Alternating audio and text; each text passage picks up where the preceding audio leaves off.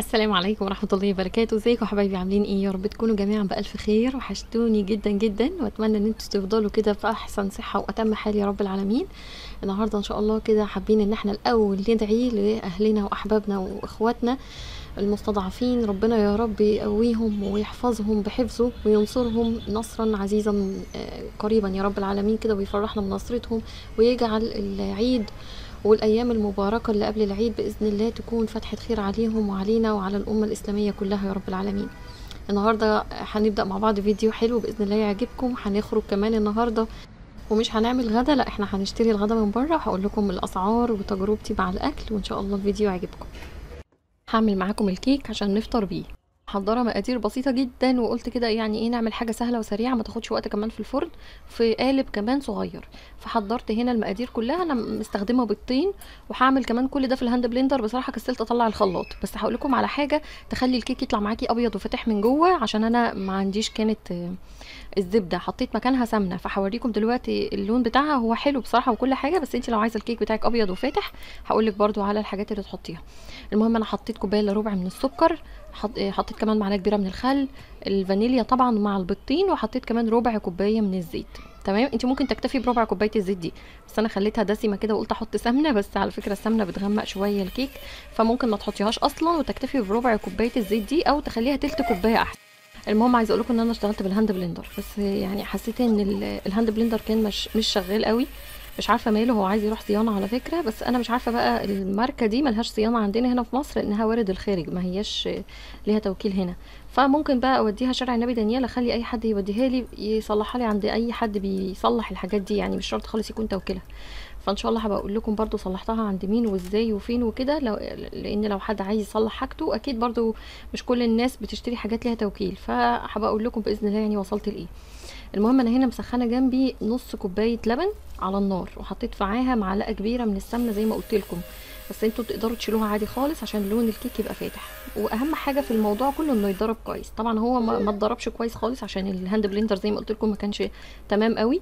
فكمان السكر اظن ما دابش ب100%، بس يعني انا لما حطيت اللبن توقعت ان هو يكون داب، بس برضه هو ما اتضربش. يعني البيض كان المفروض يبقى فوليومه عالي عن كده، والحاجات دي انتوا عارفينها يعني هي اللي بتعلي الكيك اصلا. فحطيت كمان كوبايه من الدقيق وعليها كيس من البيكنج باودر. تمام، وقلبت بقى كل ده مع بعض. هي كده المقادير خلصت اصلا، مفيش اي حاجه تانية. جبت القالب بقى، هو طبعا لازم يكون صغير لان المقادير زي ما انتم شايفين صغيره ازاي، بس الكيك طلع طعمه تحفه. لكن هو الفكره في اللون بس، عشان انا قلت لكم لو انتوا عايزينها لونها فاتح. المهم قلبت او نزلت كل المقادير. الفرن طبعا سخنته من قبلها وخليته على 180 او اقل درجه حراره موجوده عندك في الفرن، وشغلت من تحت بس، وحطيتها في الرف الوسطاني. دخلت الصينيه، ما اخدتش اكتر من تلت ساعه على فكره، مقاديرها بسيطه جدا وما اخدتش وقت خالص. اهم حاجه بس ما تفتحيش الفرن غير بعد مرور تلت ساعة. انا فتحت عليه بعد تلت ساعة بالظبط، لقيتها خلاص استوت اصلا، ودخلت فيها السكينة لقيتها تمام واستوت وبقت حلوة جدا. المهم بقى انا هوريكم دلوقتي وهي في الفرن. سريعا كده طلعت عملت البلكونة لان كانت عايزة تتروق وتتنضف، وبقالنا كتير ما قعدناش فيها، والجو انتوا عارفين ربيعي وجميل، والهوا حلوة قوي قوي في اسكندرية اليومين دول.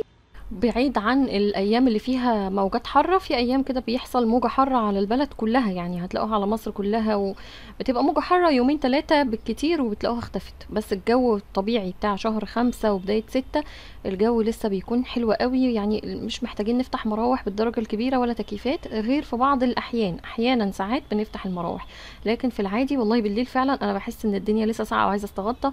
فالحمد لله يعني الجو الى حد ما حلو قوي.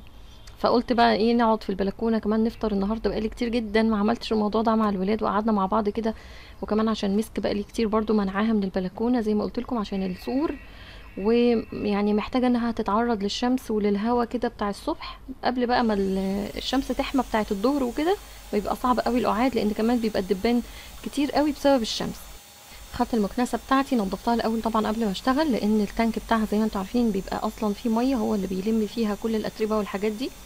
فغسلته الاول نظفته، حطيت ميه نظيفه، وساعات بحط كلور وساعات لا، بس هو المفروض ما نحطش اي منظفات جوه التانك بتاع المكنسه، عشان اي حاجه ممكن تعمل رغوه. الرغوه دي لو حصلت في التانك بتعلى جامد قوي وبتوصل للموتور، فالمفروض ما نحطش حاجه. بس انا يعني لما بحط كلور لانه ما بيعملش رغوه زي ما انتم عارفين، او بحط اي معطر.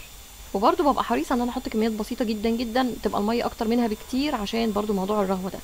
المهم بقى كنت عايزه اقول لكم النهارده ان شاء الله هنزل كمان مع الولاد اجيب لهم شويه حاجات، مش الولاد يعني، انا هجيب لمروان بس بصراحه هو اللي ناقصه، لان حاجته اكتشفت ان هي مش على قده، بالذات حاجات انا جايباها كمان السنه اللي فاتت على قد وكل حاجه لا تتلبس، بس انا ليا وجهه نظر في بعض الملابس بالذات للصبيان والبنات اكيد، بس انا دلوقتي بكلمكم بقى عن الصبيان، يعني قبل كده كلمتكم عن البنات في حاجات معينه، المره دي بس انا عايزه ايه اتكلم معاكم في موضوع الولاد، عشان بس ايه حته ان الصبيان ممكن يلبسوا اي حاجه وينزلوا دي برضو ما تبقاش مش 100% صح بصراحه، يعني في حاجات بنبقى مقيدين بيها ان شاء الله هكلمكم عنها بالتفصيل كده لو ان ربنا اراد يعني.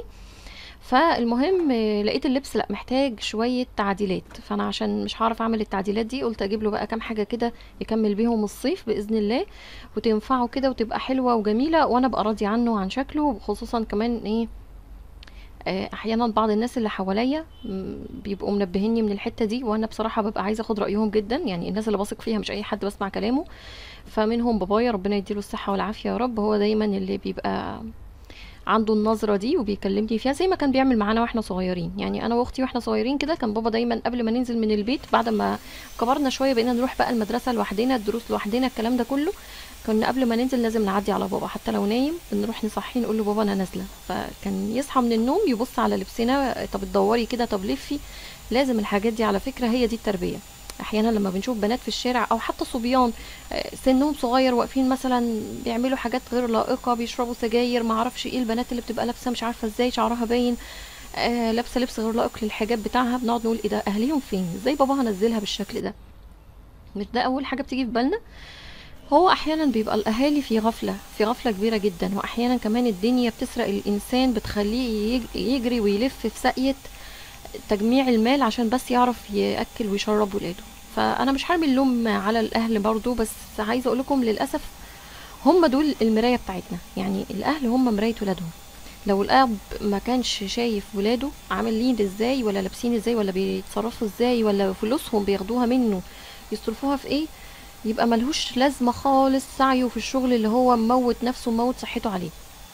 هتقولي لي طب ده ايه علاقته بالصبيان؟ لا الصبيان برضو محتاجين مراقبه ومراقبه شديده جدا، يعني ما ينفعش اقول اصل ده ولد يلا خلاص بقى يلبس اللي هو عايزه وينزل يلا، ده معليهوش لوم معليهوش عتاب معليهوش نصيحه ملهوش نصيحه عندنا، لا طبعا ازاي بقى، ده هو لازم ننصحهم ولازم نعلمهم من دلوقتي من الصغر كمان وهم لسه صبيان يعني صبي صغير، يعني لازم يتعلم كل حاجة، اللبس ازاي يقف في الشارع لو هو مضطر يقف، ازاي يتكلم مع صحابه ما يصفرش، انا حكاية الصفير دي مش قادرة اقولكم عصباني ازاي، مروان مؤخرا بدأ يكتشف انه بيعرف يصفر يعني بشفايف انتوا عارفين الصبيان يعني، فلما اكتشف الموضوع ده مش قادرة اقول لكم معجب بيها قد ايه، قلت له لا بص بقى هقول لك على حاجة، كلنا ممكن نصفر وهتبقى حاجه حلوه قوي في البيت نصفر لبعض، يعني ممكن ما ندكش وانا في المطبخ كده اصفر لك انت كمان صفر لي، طول ما احنا في البيت نعمل اللي احنا عايزينه، لكن الصفير ده ما ينفعش لا في البلكونه ولا في الشارع، ولو انا حتى معاك وتقولي اصل انت معايا عادي، لا هو ما ينفعش اصلا، يعني غير لائق خالص ان انا ابقى معاك في الشارع او انت لوحدك او مع صحابك او في المدرسه انك تصفر، تمام كده ليه بقى؟ لان دي مش ما تنفعش، هي مش اسلوب يعني ننادي بعض بيه حتى، ولا انك تعبر عن حاجه بالصفير، لا لا خالص انسى موضوع الصفير ده بره البيت. ففهمته بقى، قبل كده كنت في البلكونه بنشر وهو واقف صفر، قلت له بص يا مروان الصفير ده ما ينفعش خالص، يعني حتى وانا معاك اوعى تعمل كده، بابا بصراحه يومها بابا زعق له قال له ما ينفعش تصفر، كمان انت صفرت ومامتك واقفه معاك بتنشر، ده كده ما ينفعش ابدا، انت كده كانك بتعاكس حد، كانك بتنادي على حد، كانك مش بتحترم والدتك اللي واقفه معاك، فقال له كذا حاجه بصراحه انا نفسي كنت يعني ما جاتش في بالي وانا بزعق له فيها، بس هو يعني ايه لم له كل اللي انا كنت عايزه اقوله. فالمهم يعني هي الموضوع خلي بالكم ما بيجيش من مره واحده، والتربيه مش معناها ان هم ما بيغلطوش، لا هم بيغلطوا عادي خالص، اهم حاجه ان احنا كل مره نفضل نقول نفس الكلام، ما تيأسيش ما تقوليش لا اصل ابني خلاص ده انا زهقت من كتر ما بقول له عيب وغلط وحرام انا زهقت منه، تقوم الام سايبه ايديها منه خالص ومن تربيته وخليها يكمل، هي التربيه للاسف معاناه للاب والام، هم في الاخر ربنا سبحانه وتعالى بيجازينا خير ليه؟ عشان تربيتنا دي عارفين ان التربيه مش بالساهل، فانا عارفه ان هقول الكلمه مره واتنين وهمنع مره واتنين وتلاته واربعه لحد 10، مش هيأس، مش هزهق، لان انا عايزه ابني احسن واحد في الدنيا، مش عايزه انا ارتاح واريح ضميري بمرتين اقول له لا وخلاص بقى انام واقول لا خلاص بقى هو ما فيش منه فايده. لا، ده كده استسلام، استسلام بدري قوي. الولاد عايزين حد وراهم، الالتزام بالشيء هو ده اللي هيديكي نتيجة في الآخر. يعني عايزة تعلمي ولادك يغسلوا اسنانهم كل يوم، ما تقولي لهمش من مرة واتنين وخلاص وتخشي تنامي بقى انتي وملكيش دعوة سالوها ولا لا، وتقولي انا خلاص علمتهم وهم اللي مش عايزين يتعلموا. لا، انتي كل يوم كل يوم تفضلي واقفة على ايديهم لحد ما يغسلوا اسنانهم ويخشوا يناموا في سرايرهم. هو ده الالتزام، تلتزمي بحاجة عايزة تعلميها لولادك، ده في الدنيا كلها كده، يعني في الحياة عموما عايزة تلتزمي بحاجة استمري عليها طول الوقت، بأطول وقت ممكن تقدري تعمليه. ما تزهقيش من اول مرة ولا التانية وتقولي لا خلاص بقى كفاية زهقت تعبت، ده كده استسلام، عمرك ما هتحققي حاجة. فخليكي وراهم. انا بعمل كده، يعني مروان وماسة والولاد كلها بيتعبوني جدا في حاجة معينة عايزة اعلمهم فيها، وبيطولوا قوي على ما يتعلموها، بس انا مش هزهق لان انا عندي اصرار اعلمها لهم. فهمتوا ازاي؟ هو ده الفرق ما بين ان حد يبقى مصمم وحد خلاص بقى يعني بيكبر دماغه او مشغول او بصراحة كان الله في عون الامهات والابهات بالذات لو بيشتغلوا كده. انا عارفة ان هي بتبقى مناهدة، عشان كده انا دايما بعظم دور المدرسين، لان الواحد يبقى عنده طفل ولا اتنين ولا تلاتة مش قادر عليهم، مش عارفة بقى المدرسين بجد الله يديكوا الصحة والعافية، بيجيبوا مجهود منين يكلموا فصل بحاله وينبهوا ويعملوا، يعني ربنا يا رب يجعله في ميزان حسناتهم. المهم انا طلعت الكيك من الفرن، كنت فتحته وطفيت عليه اصلا بس سبته يبرد، كان طالع عالي ونافش، مش قادره اقول لكم كان حلو ازاي، شكله مفرحني. اول ما غطيته ولفيته بفوطه عشان يبرد لقيته هبط بالشكل ده. هو كانش المفروض يعني الفه بفوطه بالشكل ده برضو يعني انا اتعاملت معاه لانه مخبوزات مش كيك، بس اللي حصل بقى هو هبط زي ما انتم شايفين، بس هو كان عالي قوي والله. المهم هو لونه زي ما انتم شايفين كده لونه بيج بقى، فبس طعمه خطير، طعمه تحفه. عايزه اقول لكم الكيكه دي ما قعدتش، هي خلصت في ساعتها مش في يومها، خلصت في ساعتها. فما شاء الله خفيفه وطريه جدا. وتاني يوم عملت واحده زيها بالظبط، وبرده ما اتعلمتش وحطيت فيها سمنه بس طلعت حلوه برده، واللون هو اللي انتوا شايفينه ده، بس طلعت خطيره. بصوا من جوه عامله ازاي، طريه جدا، انتوا مش هتصدقوا طراوتها. واتمنى ان انتوا تسخنوا اللبن وانتوا بتضيفوه على الكيك، بجد بيفرق جدا في طراوتها وحلاوتها. حضرت كده كام حاجه من الفطار، كان عندي كمان طبق فيه بيتي فور من المخبز والكيك اللي احنا عملناه ده، وعملت فول كمان على السريع، وعملت جبنه بطماطم. احنا كلنا الحاجات دي الحدقه دي اكلناها، بس قلت بقى نطلع نقعد في البلكونه نعمل كوبايتين كاكاو ساقع، وناخد كمان البيتي فور والكيك بتاعنا ونطلع نقعد بره.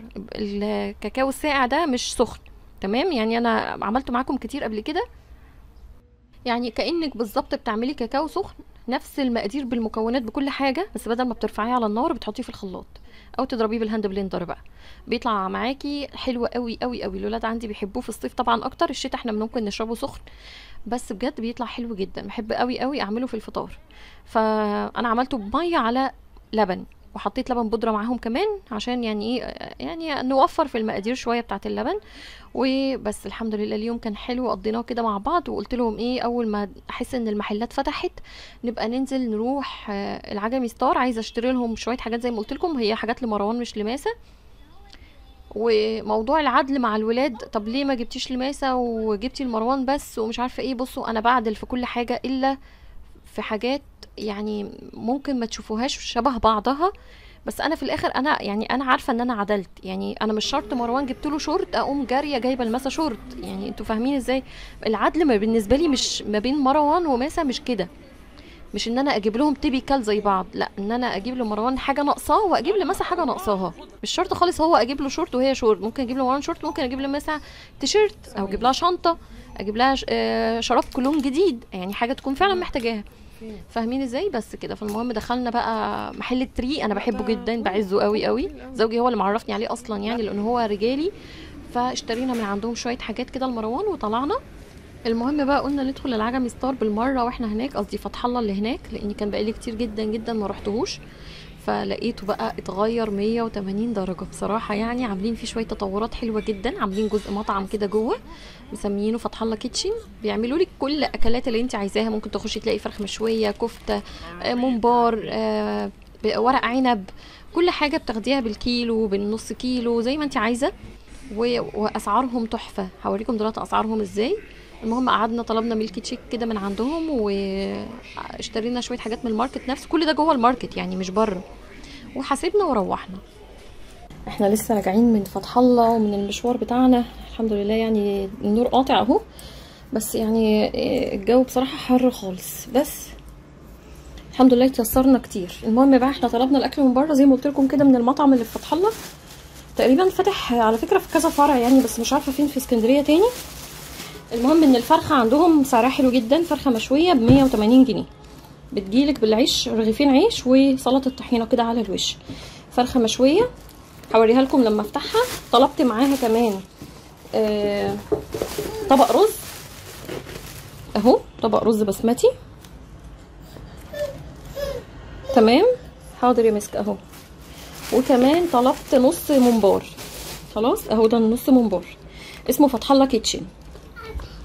وطبعا في دليفري لو انتي جيتي بقى البطاش، جيتي ابو يوسف، جيتي اي مكان في العجمي، تطلبي الوجبات من عندهم تجيلك سخنه. بصراحه احنا بصوا روحنا، انتوا عارفين البطاش لابو يوسف مش مسافه قريبه، بس الاكل سخن. ده نص ممبار اهو سخن. هفتح لكم الفرخه. جبت كمان عيش سوري من السوبر ماركت نفسه، عشان مش بلاقيه عندي كتير، ولو بجيبه من المطاعم السوري، بس بيكون مش كل المحلات بتديهوني بصراحه. فطلبت العيش السوري ده مش طلبته، هو محطوط عندهم على طول في قسم المخبوزات. قسم المخبوزات كبير قوي بصراحه، اكبر من اللي عندنا في ابو يوسف، بس نفس المنتجات اللي بيعملوها. استنوا بس افتحها عشان انا بجد زهقت ملفوفه لفه جامده قوي. بسم الله.